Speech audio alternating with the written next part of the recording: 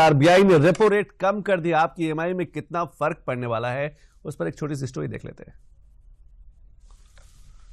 Conditions and outlook, the MPC voted unanimously to reduce the policy repo rate by 25 basis points to 6% with immediate effect.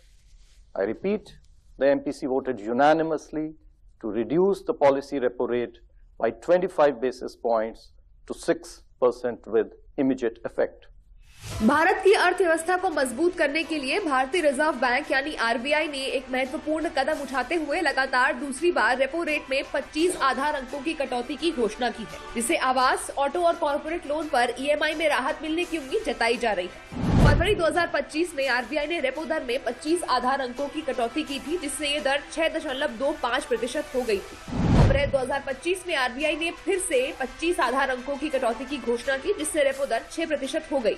RBI governor Sanjay Malhotra ने बताया कि ये निर्णय वैश्विक आर्थिक अनिश्चितताओं को देखते हुए लिया गया है, खासकर अमेरिका द्वारा भारतीय आयातों पर लगाए गए शुल्क के कारण। ब्याज दरों में इस कटौती के बाद प्रमुख नीतिगत दर यानी रेपो रेट अब 6% हो गई है। इस कदम से आवास, ऑटो और कॉर्पोरेट ऋण लेने वालों को महत्वपूर्ण राहत मिल सकती है। अब एक नजर आरबीआई के इस फैसले से देश की जीडीपी पर क्या असर पड़ सकता है, ये जान लेते हैं।